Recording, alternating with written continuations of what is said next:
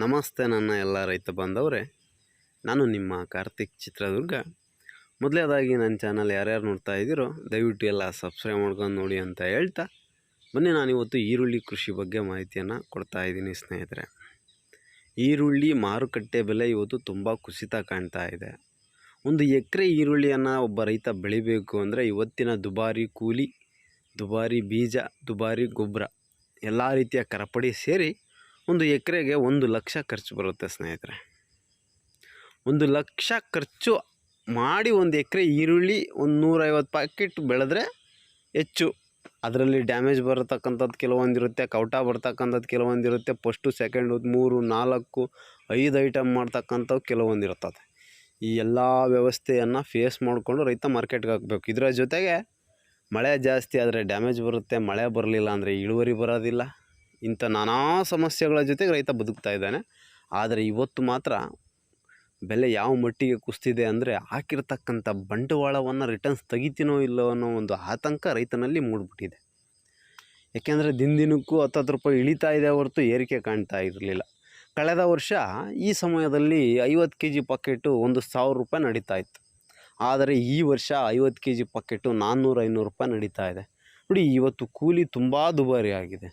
ಇಂಥ ಪರಿಸ್ಥಿತಿಯಲ್ಲಿ ಒಂದು ಸೂಕ್ತವಾದ ಬೆಲೆ ರೈತನಿಗೆ ಸಿಗಲಿಲ್ಲ ಅಂದರೆ ಅವನು ಆರ್ಥಿಕವಾಗಿ ಹಿಂದೆ ಬೀಳಬೇಕಾದ ಎಲ್ಲ ಸಮಸ್ಯೆಗಳು ಕಾಣ್ತಾ ಇರ್ತವೆ ಸ್ನೇಹಿತರೆ. ಹಾಗಾಗಿ ಇಂಥ ಸಮಯದಲ್ಲಿ ಮುಂದಿನ ದಿನಗಳಲ್ಲಿ ಬೆಲೆ ಏರಿಕೆ ಆಗುತ್ತಾ? ನೋಡಿ ಸ್ನೇಹಿತರೆ, ನಾನು ಒಬ್ಬ ರೈತಾಗಿ ನಿಮ್ಮೊಂದಿಗೆ ಹಂಚ್ಕೊಳೋದೇನೆಂದರೆ, ಅತಿವೃಷ್ಟಿ ಅನಾವೃಷ್ಟಿ ಇವೆರಡು ಪರಿಣಾಮಗಳ ಮೇಲೆ ಬೆಲೆ ಏರಿಕೆ ಮತ್ತು ಇಳಿಕೆ ಅನ್ನೋದು ನಿಂತಿರುತ್ತೆ. ಅತಿ ಹೆಚ್ಚಾಗಿ ಪೂರೈಕೆ ಆದಾಗ ಆಟೋಮೆಟಿಕ್ ಬೆಳೆ ಕುಸಿಯುತ್ತೆ. ಪೂರೈಕೆ ಪ್ರಮಾಣ ಕಡಿಮೆ ಆದಾಗ ಬೆಲೆ ಏರಿಕೆ ಆಗುತ್ತೆ. ನೋಡಿ, ಈ ಮಳೆ ಜಾಸ್ತಿ ಆಗಿ ಗೆಡ್ಡೆ ಡ್ಯಾಮೇಜ್ ಬಂದು ಗೆಡ್ಡೆ ಸಾಲ್ಟೇಜ್ ಬಂದರೆ ಬೆಲೆ ಖಂಡಿತವಾಗೂ ಏರಿಕೆ ಆಗುತ್ತೆ. ಏರಿಕೆ ಆಗೋದಕ್ಕೆ ಇನ್ನೂ 1 ತಿಂಗಳು ಬೇಕಾಗುತ್ತೆ ಸ್ನೇಹಿತರೆ. ಯಾವುದೇ ರೀತಿ ನಿಮ್ಮ ಗೆಡ್ಡೆ ಕೊಯ್ ಚೀಲಕ್ಕೆ ಹಾಕಿದ್ದೀರಾ, ಡ್ಯಾಮೇಜ್ ಬಂದಿಲ್ಲ, 1 ವಾರ ಬಿಟ್ಟು ಚೀಲ ಸುರಿರಿ. ಡ್ಯಾಮೇಜ್ ಬಂದಿಲ್ಲ ಅಂದರೆ ಇನ್ನೂ ಒಂದು 20-25 ದಿನ ಮುಂದಕ್ಕೆ ತಳ್ಳಿರಿ, ಏನು ಸಮಸ್ಯೆ ಆಗೋಲ್ಲ. ಡ್ಯಾಮೇಜ್ ಬಂದಿದ್ದರೆ ಏನು ಮಾಡೋಕ್ಕಾಗಲ್ಲ, ಅನಿವಾರ್ಯ ಮಾರ್ಕೆಟ್ಗೆ ಹಾಕ್ಕೊಂಡು ಹೋಗಬೇಕು. ನಮ್ಮ ಮನೆ ಬರ ಏನಿರುತ್ತೋ ಅದು ಆಗುತ್ತೆ. ಡ್ಯಾಮೇಜ್ ಬಂದಿಲ್ಲ ಅಂದರೆ 1 ತಿಂಗಳು ವೆಯ್ಟ್ ಮಾಡೋದು ತುಂಬ ಸೂಕ್ತ. ಯಾಕೆಂದರೆ ಇವತ್ತು ಮಾರಿದರೆ ನಿಮಗೆ ಹಾಕಿರ್ತಕ್ಕಂಥ ಬಂಡವಾಳನೂ ಸಮೇತ ಬರೋದಿಲ್ಲ. ನೋಡಿ, ನಂತರದ ವಿಚಾರ ಏನಂದರೆ, ಈಗ ಇನ್ನೂ ಗೆಡ್ಡೆ ಕೀಳಕ್ಕೆ ಬಂದಿರೋರು, ಇನ್ನೂ ಕೀಳಬೇಕಾಗಿರೋರು ಸ್ವಲ್ಪ ಒತ್ತು ಕೊಟ್ಟು ನೀಟಾಗಿ ಆರೈಕೆಯನ್ನು ಮಾಡಿ. ಯಾಕೆಂದರೆ ಈ ಈರುಳ್ಳಿ ಬೆಳೆ ಏನಿದೆಯೋ ಯಾವ ಟೈಮಲ್ಲಿ ರೇಟ್ ಆಗುತ್ತೆ, ಯಾವ ಟೈಮಲ್ಲಿ ಡೌನ್ ಆಗುತ್ತೆ ಅಂತ ಪ್ರೆಡಿಕ್ಟ್ ಮಾಡೋದು ತುಂಬ ಕಷ್ಟ. ಹಾಗಾಗಿ ಮಳೆ ಜಾಸ್ತಿ ಆಗಿ ಡ್ಯಾಮೇಜ್ ಬಂದು ಪೂರೈಕೆ ಪ್ರಮಾಣ ಕಡಿಮೆ ಆದರೆ ಆಟೋಮೆಟಿಕ್ ಗೆಡ್ಡೆ ರೇಸ್ ಆಗುತ್ತೆ. ಆಗ ಯಾವುದೋ ಒಬ್ಬ ರೈತನಿಗೆ ಲಾಭ ಆಗ್ಬೋದು. ಇಲ್ಲಿವರೆಗೂ ಮಾಡಿರ್ತೀರ, ಒಂದು 70-80 ಭಾಗ ಆರೈಕೆಯನ್ನು ಮಾಡಿರ್ತಾರೆ. ಇನ್ನು 20 ಭಾಗನ ಏನಾನ ಆಗಲಿ ಅಂತ ಅಚ್ಚುಕಟ್ಟಾಗಿ ಆರೈಕೆ ಮಾಡ್ಕೊಳ್ರಿ. ಯಾವುದೇ ರೀತಿಯ ಕಳೆ ಬಿಟ್ಕೋಬೇಡಿ. ಸರಿಯಾದ ನೀರಿನ ಪೂರೈಕೆ ಮಾಡಿ, ಸರಿಯಾದ ರೀತಿಯಲ್ಲಿ ಗೊಬ್ಬರದ ವಿತರಣೆಯನ್ನು ಎಲ್ಲ ಇಷ್ಟೊತ್ತಿ ಮಾಡಿರ್ತೀರ. ಮಾಡಿಲ್ಲ ಅಂದರೆ ಮಾಡಿರ್ತಕ್ಕಂಥವ್ರು ಮಾಡಿ 2 ತಿಂಗಳು 5 ದಿನದೊಳಗೆ ಗೊಬ್ಬರದ ಪೂರೈಕೆಯನ್ನು ಮುಗಿಸಿರಬೇಕು. ಈ ಎಲ್ಲ ವಿಚಾರಗಳನ್ನು ತಿಳ್ಕೊಂಡು ಕಿತ್ತ ಮೇಲೆ ಮೆದೆ ಮೇಲೆ ಬಿಸಿಲಿದ್ರೆ 1 ವಾರ ಡ್ರೈ ಮಾಡಿ ಅದನ್ನು ಚೀಲಕ್ಕೆ ತಂದು ಹಾಕಿ ಚೀಲದಲ್ಲಿ 1 ವಾರ ಡ್ರೈ ಮಾಡಿ, ಡ್ಯಾಮೇಜ್ ಇಲ್ಲ ಅಂದರೆ ಇನ್ನೂ ಒಂದು 20 ದಿನ ತಿಂಗಳು ನೋಡಿಕೊಂಡು ಮಾರ್ಕೆಟ್ಗೆ ಹಾಕೋದನ್ನು ಕಲ್ತ್ಕೊಳ್ಳಿ. ಸಾಧ್ಯವಾದಷ್ಟು ದೇವ್ರ ಮೇಲೆ ಭಾರ ಹಾಕ್ಕೊಂಡು ಸ್ವಲ್ಪ ವ್ಯವಸ್ಥಿತವಾಗಿ ಮಾರೋದ್ರ ಕಡೆ ಗಮನ ಕೊಡಿ. ಗಾಬರಿಯಲ್ಲಿ ಅರ್ಜೆಂಟಲ್ಲಿ ಅಧ್ವಾನ ಆಗಬೇಡಿ.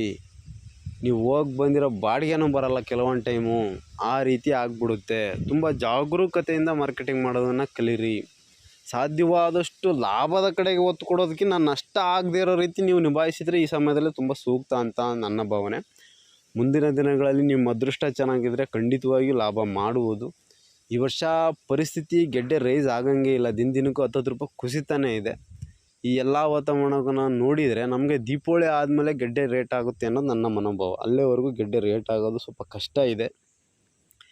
ನೋಡಿ, ಈ ರೈತ ಈಗಲೇ ತುಂಬ ದುಡ್ಡು ತಿನ್ನೋದು, ಗೆಡ್ಡೆ ಕಿತ್ತ ಮೇಲೆ ತುಂಬ ದುಡ್ಡು ತಿನ್ನೋದು. ಈ ಟೈಮಲ್ಲಿ ಆದಷ್ಟು ಕಂಟ್ರೋಲ್ ಆಗಿರ್ರಿ. ಹೆಚ್ಚು ದುಡ್ಡು ಖರ್ಚು ಮಾಡೋಕ್ಕೆ ಹೋಗ್ಬೇಡ್ರಿ, ದುಬಾರಿ ಕೂಲಿ ಕೊಡೋಕ್ಕೆ ಹೋಗ್ಬೇಡ್ರಿ. ಎಷ್ಟು ವ್ಯವಸ್ಥಿತವಾಗಿ ನೀವು ಅದನ್ನು ಮಾರ್ಕೆಟಿಂಗ್ ಮಾಡೋಕ್ಕಾಗುತ್ತೆ ಕರಪಡಿ ಮಾಡಿ ಅಷ್ಟು ನೀಟಾಗಿ ನೀವು ಮಾಡಬೇಕು. ಸುಮ್ಮನೆ ದಡ ಬಡ ಕೆಲಸ ಮಾಡಿಸೋದಲ್ಲ, ಸಾಲ ಮಾಡ್ಕೊಳೋದು, ಮೈ ಮೇಲೆ ಎಳ್ಕೊಳೋದು, ಆರ್ಥಿಕವಾಗಿ ಹಿಂದುಳಿಯೋದಲ್ಲ, ತುಂಬ ವ್ಯವಸ್ಥಿತವಾಗಿ ತುಂಬ ಶಿಕ್ಷಿತರಾಗಿ ನೀವು ಈರುಳ್ಳಿಯನ್ನು ಕರಪುಡಿ ಮಾಡಿ. ಈ ವರ್ಷದ ಹಣೆಬರ ಎಲ್ಲ ರೈತಂದು ಅದೇ, ನಂದು ನಿಂದು ಮತ್ತೊಬ್ರದ್ದು ಅನ್ನೋಂಗಿಲ್ಲ, ಎಲ್ಲರದು ಅದೇ ಆಗಿದೆ. ಎಲ್ಲರಿಗಾಗಿದ್ದು ನಮಗಾಗಿದೆ. ಧೈರ್ಯವಾಗಿದ್ದು ಮುಂದಿನ ಬೆಳೆಗಳಿಗೆ ನಿಮ್ಗೆ ಒಳ್ಳೆಯದಾಗಲಿ. ಈ ಬೆಳೆನೂ ವ್ಯವಸ್ಥಿತವಾಗಿ ಮಾಡಿ ನೀವು ಲಾಭ ಸಿಗ್ತಕ್ಕಂಥ ಮಾರ್ಗ ಸಿಗಲಿ ಅಂತ ಹೇಳ್ತಾ, ನಾನು ನಿಮ್ಮ ಕಾರ್ತಿಕ್ ಚಿತ್ರದುರ್ಗ. ನನ್ನ ಮಾಹಿತಿ ನಿಮಗೆ ಸರಿ ಅನಿಸಿದರೆ ಖಂಡಿತವಾಗಿಯೂ ನಾನು ಲೈಕ್ ಮಾಡೋದನ್ನು ಮರೆಯಬೇಡಿ. ನಿಮ್ಮ ಅಭಿಪ್ರಾಯವನ್ನು ಕಮೆಂಟ್ ಮುಖಾಂತರ ತಿಳಿಸಿ ಅಂತ ಹೇಳ್ತಾ, ಧನ್ಯವಾದಗಳು ರೈತ ಬಾಂಧವರೇ. ಹರೇ ಕೃಷ್ಣ.